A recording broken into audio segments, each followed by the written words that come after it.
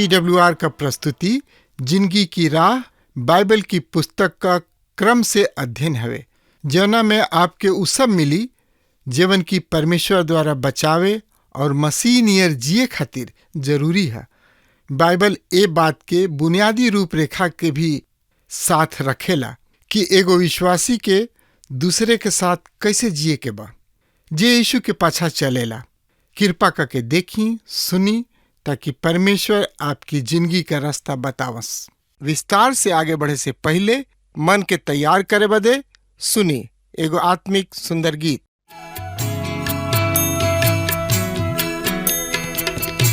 यीशु के शरणवा में शांति मिली है भाई, यीशु के आराधना में मन गा लगाई, यीशु के आराधना में मन गा लगाई, यीशु के आराधना में।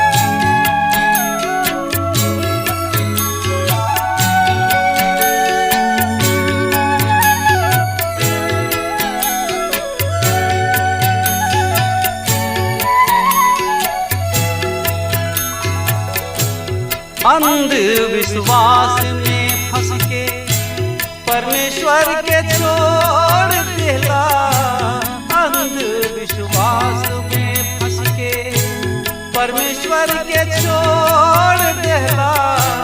सोच विचार के देखा जिंदगी में का पैला, माटी के शरीर एक दिन माटी के शरीर एक दिन माटी हो जाई, यीशु के आराधना में मन का लगाई, यीशु के आराधना में मन का लगाई, यीशु के आराधना में।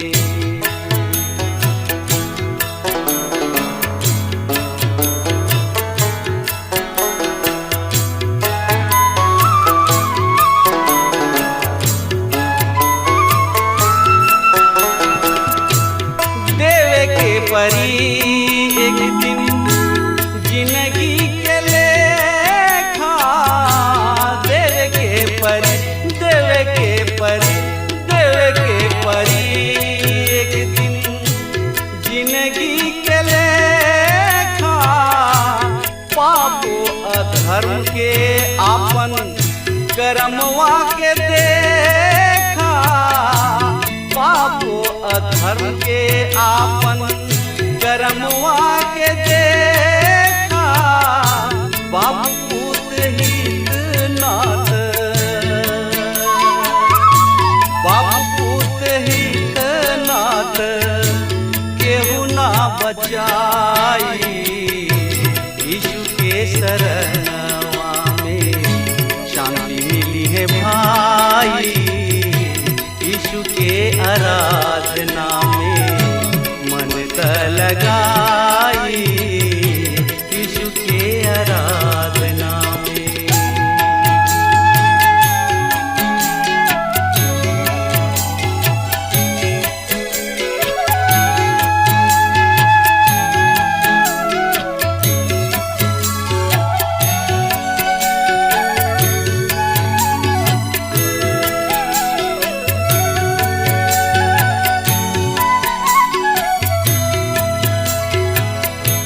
परमेश्वर पिता ई दिहलन सुंदर मनुष्य तन, परमेश्वर पिता ई दिहलन सुंदर मनुष्य तन, दारू गांजा भांग खाई के बिगाड़ देहला सुधा मन, दारू गांजा भांग खाई के बिगाड़ देहला सुधा मन, आखिरी में जीने की,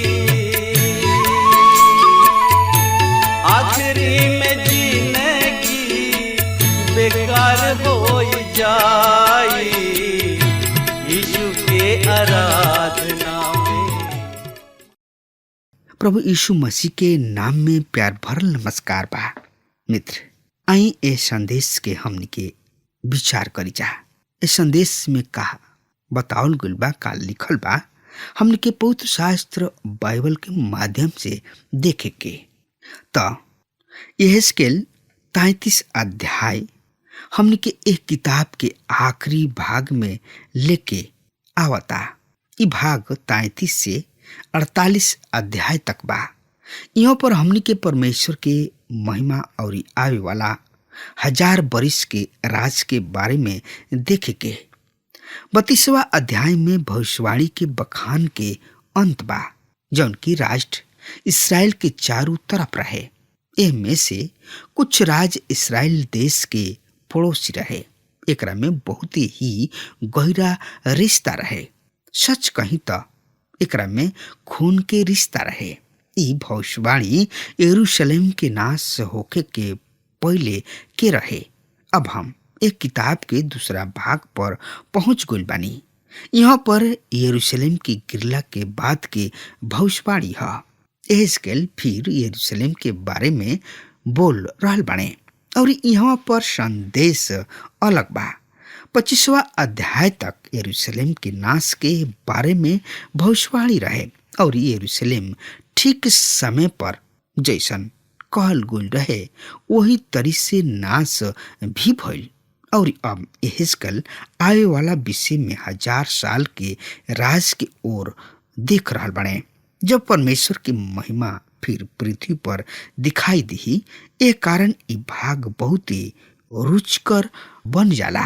अब यहेजकेल के काम फिर नया रूप ले लेता और अब वो भी परितोषित कइल जाता कि अभी तक वो भी इच्छा काम कैले बने। यहेजकेल इसराइल सब के खातिर एगो नया आशा के दिखावताने। आज विश्वासी लोगन किने भी एगो नया आशा बा। ई आशा कोनो कोनो सांसारिक चीज सब पर ना बल्कि परमेश्वर के वचन पर आधारित बा। त एकरा बारे में जाने बुझे समझे सोचे विचारे खातिर रुआ हमरा संगे आपन पवित्र शास्त्र बाइबल निकाल ली और उहमें देखी यहेजकेल की किताब 33 अध्याय के 1 पद एह तरी से बता रहल बा, जौना के कि हम रुआ सामने पढ़े जा रहल बानी। सुनी ध्यान से। यह परमेश्वर के ई वचन हमरा किने पहुंचल। का पहुंचल मित्र? यहेजकेल एह बात के हमने के सामने रख चाहताने कि वो अपना ओर से अपना खुद के भयानक विचार नखन दे रहल, बल्कि वो परमेश्वर के ओर से बोल रहल बने। मित्रता एकरा बारे में जाने बूझे सोचे विचारे खातिर रुआ पवित्र शास्त्र बाइबल में देखी यहेजकेल की किताब 33 अध्याय के 2 और 3 पद एह तरी से एकरा बारे में एह तरी से बता रहल बा। हे मनुष्य की संतान, अपना लोगन से कहा, जब हम कोनो देश पर तलवार चलावे लागी और ओ देश के लोग केहू के आपन पहरुआ देख के कि ये देश पर तलवार चलावे चाहले, नरसिंगा फूक के लोगन के चिता द। मित्र, परमेश्वर उस जगह पर आ जाता ने जब वो यहेजकेल के अचंभा में जब वो सेवकाई शुरू कैले रहले, उस समय कार्य के सौंप ले रहले और परमेश्वर उनका के पहरुआ के काम सौंपताणे। यहेजकेल बहुत ही विश्वास जोग पहरुआ रहन। ऊ बतौले कि बाबुल जौन की दुश्मन हमें ऊ आ रहल बाणे। यहेजकेल की किताब 33 अध्याय के 4 पद एह तरी से बता रहल बा, पर यदि पहरुआ ई देखला पर की तलवार चलावे चाहताड़ी, नरसिंगा फूक के लोगन के मत चितावा और तलवार के चले से ओह में से केहू मुँह जाए तो ऊ तो अपना अधर्म में फसल मुँह जाई, पर उनका खून के लेखा हम पहरुआ से ही ले। मित्र, अब हर एगो आदमी के पाप के न्याय हुई, लेकिन यदि पहरुआ चेतावनी ना दी है तो ऊ जिम्मेवार हुई हैं। यहेजकेल उनका के चेतौले रहन। झूठ भविष्यवक्ता सब ना चेतौले रहले, लेकिन यहेजकेल बढ़िया काम कैले। यहेजकेल की किताब 33 अध्याय के 7 और 8 पद एह तरी से बता रहल बा, ऐसे हे मनुष्य के संतान, हम तोहरा के इस्राएल की घराना के पहरुआ ठहरा दिले बानी। तू हमरा मुंह से वचन सुन के उनका के हमरा ओर से चिता दा। यदि हम दुष्ट से कहीं, हे दुष्ट, तू पक्का जाना मुआबा, तब यदि तू दुष्ट के उनका राह के विषय ना चेतावत, वो दुष्ट अपना अधर्म में फसल मुई, पर ओकरा खून के लेखा हम तोहरे से लेब। मित्र, यहेजकेल ओ काम के पूरा कैले। पहरुआ के ई जिम्मेवारी रहे कि वो दुष्ट सबके चेतावे कि परमेश्वर न्याय करे वाला हमें। यहेजकेल ओसे ही कैले, केवल चेतावनी देला के द्वारा ही एगो पहरुआ अपना आप के बचा सकत रहन। मित्र, आज लोग परमेश्वर के वचन के सिखावेले, ऊ परिणाम के चिंता ना करले।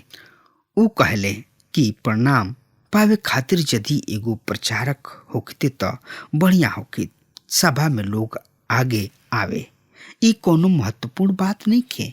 हम उह लोगन के ना देखिना कि सभा समाप्त होला, दरवाजा से बहरी चल जाले। मित्र, हम ऐसा लोगन के कई हाली चेतावनी दिहनी, काहे कि यदि हमनी के केहू के गलत व्यवहार के खातिर चेतावनी ना दी ना जाता, ओकर जिम्मेवार हमनी के ही होई। यहेजकेल 33 अध्याय के 11 पद ए तरी से एकरा बारे में बता रहल बने। सो तू उनका से कह, परमेश्वर यहोवा के ई बाणी है, हमरा जिंदगी के सौगंध, हम दुष्ट के मरे से कुछ भी खुश ना होइना, पर एकरा से कि दुष्ट अपना राह से फिर के जीवित रहे। हे इस्राएल के घराना, तोहनी लोग अपना अपना बुरा राह से फिर जा लोग, तू का मुआबा। मित्र, यहाँ पर ऐसा प्रतीत होता कि परमेश्वर केहू के न्याय नेखन करे चाहत, ऊ हर एगो के बचावे चाहत रहे। ऊ चाहेलन कि हर एक जन अनंत जिंदगी के प्राप्त करे, अपना पाप से आपन मन फिरावे। यहेजकेल की किताब 33 अध्याय के 17 पद एह तरी से बता रहल बा, तबहुओ तोहार लोग कहेले प्रभु के चाल ठीक नहीं खे। मित्र, इसराइली के एगो औरी शिकायत रहे। उन्हीं लोग कहत रहले कि परमेश्वर सच्चा न्याय ना करले। त एकरा बारे में और ज्यादा से ज्यादा जानकारी खातिर रुआ हमरा संगे आपन पवित्र शास्त्र बाइबल निकाल ली और ओहमे देखी यहेजकेल की किताब 33 अध्याय के 18 पद एह तरी से बता रहल बा, जब धर्मी अपना धर्म से फिर के कुटिल काम करे लागे, तब निश्चय ओह में फसल मुँह जाई। इ पद ओह आदमी के विषय में कह रहल बा जौन की आपन उधार खो रहल बा। परमेश्वर कह रहल बाड़े कि यदि उनकर एक भी बच्चा पाप में पड़ी तो परमेश्वर उनकर न्याय करी है। एह बात के पौलुस पहला कुरिन्थियों के पत्री 11 अध्याय के 31 पद में कहले बाड़े, लिखल बा, यदि हमनी के अपना आप के जांची जा तो दंड ना पाइब जा। पहला यूहन्ना के 5 अध्याय के 16 पद में साफ साफ लिखल गइल बा, यदि केहू अपना भाई के पाप करत देखे जौना के फल मृत्यु ना होला तो विनती करे और परमेश्वर उसे उनका खातिर जे ऐसन पाप कइले बाड़े जौना के फल मृत्यु ना हो। पाप ऐसन भी होला जौना के फल मृत्यु हो, एकरा विषय में विनती करे खातिर ना कहले। यहाँ पर परमेश्वर अपना लेकन वचन के खातिर बोल रहल बाड़े। ऊ शरीर मृत्यु के बारे में बात कर रहल बाड़े। कुछ लोग शारीरिक मृत्यु के द्वारा अपना पाप के खातिर दंड पावेले। हमरा बहुते आश्चर्य होला कि बहुत सब लोग परमेश्वर के अनुशासन के स्वीकार ना करले। प्रभु यीशु के सेवा में रहत भी ऊ फलवंत ना हो पावेले, केवल कर्ज में डूबत चलल जाले। ऐसा सबके जिंदगी परमेश्वर के प्रसन्न करे वाला जिंदगी ना होला। एहजकेल नबी के किताब 33 अध्याय के 19 पद एह तरी से बता रहल बा, और जब दुष्ट अपना दुष्टता से फिर के न्याय और धर्म के काम करे लगे तब उनका कारण जीवित रही। मित्र, परमेश्वर जौन कुछ भी करले ओहमे धर्मी हवे। यदि एगो पापी परमेश्वर के पास लौट के आवेला तो परमेश्वर उनका के बचा ले। एहजकेल की किताब 33 अध्याय के 20 पद एह तरी से बता रहल बा, तो बहु तू कहेला कि प्रभु के चाल ठीक नहीं के। हे इस्राएल के घराना, हम हर एगो आदमी के न्याय ओकरा चाल ही के अनुसार करब। मित्र, धर्मी लोग भी बंधुआई में गइले। जौन लोग परमेश्वर पर विश्वास करत रहले उ भी बहुत बड़ पापी के तरी बंधुआई में ले जाइल गइले और दोष लगावत रहले कि देखा परमेश्वर हमनी के साथ बढ़िया ना कहले। हम अभी रोवा इस सिद्धांत के अनेक रूप में अनुभव करी न जा। मित्र, चाहे रोवा केहू काहे ना होखी, रोवा के एक दिन परमेश्वर के न्याय के सिंहासन के सामने खड़ा होके के बा। पहला पतरस 3 अध्याय के 12 पद में लिखल बा, काहे कि प्रभु के आंख धर्मी लोगन पर लागल रहेला और उनकर कान उनका विनती के ओर लागल रहेला, पर प्रभु बुराई करे वालन के विमुख रहेलन। मित्र, काहे कि प्रभु के आंख धर्मी लोगन पर लागल रहेला और उनकर कान उनका विनती करे वालन लोगन पर लागल रहेला, पर बुराई करे वालन लोगन से ऊ विमुख रहेलन। मित्र, यहेजकेल नबी की किताब 33 अध्याय के 21 पद एह तरी से बता रहल बा, फिर हमरा गुलामी यानी कि बंधुआई के 11वां बरिस के 10वां महीना के 5वां दिन के एगो आदमी जौन की यरूशलेम से भाग के बच गइल रहले, ऊ हमरा किने आके कहे लगले, नगर ले लिहल गइल। मित्र, यहेजकेल पहले ही कह देले रहन कि यरूशलेम नाश होई, काहे कि परमेश्वर उनका से कहले रहन, उनकर मेहरारू भी मुँह गइली। परमेश्वर कहले, मत रोवा, इस शहर अपना आप के यानी कि अपना आप में पाप के कारण नाश कइल जाई। यही अध्याय के 22 पद एह तरी से बता रहल बा, ओ भगलन के आवे से पहले सांझ के यहोवा परमेश्वर के शक्ति हमारा पर भइल रहे और भोर तक अर्थात ओ आदमी के आवे तक ऊ हमार मुंह खोल दिहले, सो हमार मुंह खुलल ही रहल और हम फिर गूंगा ना रहनी। यहेजकेल 24 अध्याय में परमेश्वर यरूशलेम के नाश के खातिर यहेजकेल के द्वारा घोषणा कैले, उनके के आधार पर हम 25 से 33 अध्याय में यरूशलेम के बारे में भविष्यवाणी पाइना। एहजकल की किताब 33 अध्याय के 23 और 24 पद एह तरी से बताल बा। तब यहोवा परमेश्वर के ई वचन हमरा किने पहुंचल, हे मनुष्य के संतान, इसराइल की जमीन के ओ खंडहर के रहे वाला ई कहले, इब्राहिम एक ही मनुष्य रहन तो बहु देश के अधिकारी भइले, पर हम निके बहुते से बानी जा, इससे देश नीचे हमरे ही अधिकार में दिहल गइल बा। मित्र, इसराइल के लोग यह बात की याद कर रहल बाने कि परमेश्वर अब्राहम के देखभाल कैसे कैले। उन्हीं लोग सोचत रहले कि वैसे ही परमेश्वर और लोगन के देखभाल करिए, लेकिन ऊ ना समझत रहन कि ओह में और इब्राहिम में कतना अंतर बा। इब्राहिम परमेश्वर पर विश्वास करत रहन और विश्वास के कारण धर्मी गिनल गइले, लेकिन इ लोग परमेश्वर पर विश्वास नैखन करत। यही अध्याय के 25 से 27 पद एह तरी से बता रहल बा। ए कारण तू उनका से कह, परमेश्वर यहोवा एह तरी से कहताने, तोहनी लोग तो मांस और खून समेत खाला लोग और अपना मूरत के ओर दृष्टि करेला और हत्या करला, फिर का तू ओह देश के अधिकारी रहे पैबा? तोहन लोग आपन आपन तलवार पर भरोसा करला और घिनौना काम करत और अपना अपना पड़ोसी के मेहरारू के अशुद्ध करला, फिर का तू ओह देश के अधिकारी रहे पैबा? तू ओहनी लोग से ई कहिया, परमेश्वर यहोवा एह तरी से कहताने, हमरा जिंदगी के सौगंध निसंदेह जौन लोग खंडहर सब में रहले ऊ तलवार से गिरी हैं, और जे खुला मैदान में रहले ओकरा के हम जीव जंतु सब के आहार बना देब, और जे गढ़ सब और गुफा में रहले ऊ मरी से मुई है।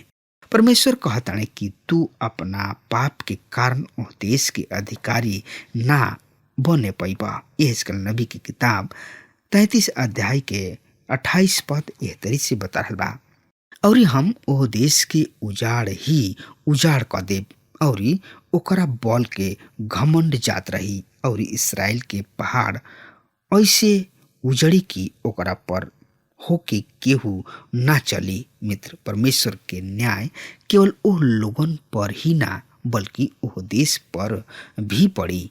यही अध्याय के 30 से 31 पद एह तरी से बता रहल बा, और हे मनुष्य के संतान, तोहार लोग भीत सब के पास और घर के द्वार सब में तोरा विषय में बात करले और एक दूसरा से कहले, आवा सुन लो कि यहोवा परमेश्वर के ओर से कौन सा वचन निकलेला। ऊ प्रजा के नाई तोहरा किने आवेलन और हमार प्रजा बन के तोहरा सामने बैठ के तोहार वचन सुनेलन, पर ऊ ओह पर ना चलेलन। मुँह से त ऊ बहुते प्रेम दिखावले, पर उनकर मन लालच में ही लागल रहेला। मित्र, अब ऊ डर गइल बाणे। यहेजकेल के सुने के चाहताणे लोग, लेकिन आज्ञा पालन नइखे लोग करे चाहत।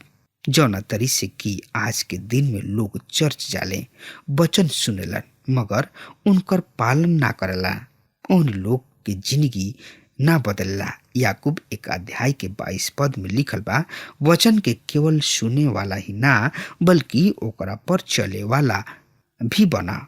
यही अध्याय के 32 और 33 पद एह तरी से बता रहल बा, और तू उनका दृष्टि से प्रेम के मधुर गीत गावे वाला और बढ़िया बजावे वाला के ऐसन ठहरल बा, काहे कि ऊ तोहार वचन सुने त लन, पर ओ पर चले लन ना। सो जब ई बात घटी और ऊ नीचे घटी, तब ऊ जान लिए कि हमरा बीच एगो भविष्यवक्ता आइल बाणे। मित्र, यरूशलेम फेर गिर गइल और एकरा के छोड़ के लोग विश्वास करले कि यहेजकेल सच्चा भविष्यवक्ता हवे। आई अब देखल जाओ 34 अध्याय के 1 और 2 पद एह तरी से बता रहल बा, यह परमेश्वर के ई वचन हमरा किने पहुंचल, हे मनुष्य के संतान, इसराइल के चरवाहा सब के विरुद्ध भविष्यवाणी कह के ओ चरवाहा सब से कह। परमेश्वर यहोवा एह तरी से कहताणे, हाय इसराइल के चरवाहा जौन की आपन आपन पेट भरले, का चरवाहा सब के भेड़ बकरी सब के ना भरे के चाही? मित्र, झूठ भविष्यवक्ता के बारे में ई सब बात यहेजकेल ना कहले, परमेश्वर कहले। यही अध्याय के 3 और 4 पद एह तरी से बता रहल बा, तोहनी लोग चर्बी खाला, ऊन पहिरेला और मोटे मोटे जानवर के काटेला, पर भेड़ बकरी सब के तू ना चरावेला। तू बीमार सब के बलवान ना कोइला, और ना रोगी सब के चंगा कोइला, और ना घायल सब के घाव पर पट्टी बनला, ना ही निकालन के फिर ले आवेले, ना भुलाइल के खोजेला, पर तू बल और जबरदस्ती से अधिकार चलावेला। मित्र, हमनी के सब आवश्यकता में बानी जा, लेकिन हमनी के परमेश्वर के वचन के लेके जो लोग आत्मिक रूप से भूखा बाणे उनका पास पहुंचावे के बा। यही 34 अध्याय के 5 पद में एह तरह से लिखल बा, उ चरवाहा के ना होखला के कारण तितर बितर भइले, और सब वन वस्तु सबके आहार हो गइले। मित्र, यदि लोग आत्मिक रूप से कलीसिया में तृप्त ना हुई हैं तो उ बिखर जाइ हैं। ऐसन समय में उनकर आलोचना कईल मूर्खता है। यही अध्याय के 7 से 10 पद में बतावल गइल बा। यहाँ पर उ झूठ भविष्यवक्ता सबके जिम्मेवार ठहरावताणे। अब हम पूछतानी कि का राउर चरवाहा प्रभु हमें? भजन संहिता 23 अध्याय के 1 पद एह तरी से बता रहल बा, यहोवा हमार चरवाहा हमें, हमरा कुछ घटी ना होई। मत्ती 11 अध्याय के 28 पद में लिखल बा, हे सब मेहनत करे वाला और बोझ से दबल लोग, हमरा किने आव लोग, हम तोहनी लोग के विश्राम देव। प्रभु चरवाहा हमें और अपना भेड़न खातिर उ जान देवे पर हरदम तत्पर रहले और दिहले भी। ऐसे प्रभु यीशु मसीह एगो नीमन और नेक चरवाहा हमें। उनका से बढ़ के केहू चरवाहा ना ह कि केहू अपना भेड़ के रक्षा करे और रक्षा करे खातिर आपन प्राण दे देव। मित्र, अब हमार समय खत्म हो रहा बा, तब तक खातिर रुआ हमरा के आज्ञा दी। परमेश्वर रुआ के बहुते बहुते आशीष देश। आमीन। हमके विश्वास बा कि ई कार्यक्रम आप सब खातिर फायदेमंद सिद्ध भइल हुई। हम चाहतनी कि आप सब आपन आपन आशीष हमरों से बांटी। अगर आप सबके लगे बाइबल से चाहे आपकी निजी जिंदगी से क्यों सवाल होके चाहे क्यों समस्या खातिर प्रार्थना करावे चाहतनी तो हमारी फोन नंबर पर जरूर संपर्क करें। परमेश्वर आप सबके बहुत आशीष प्रदान करें और आज का दिन आप खातिर सुखद बनावे।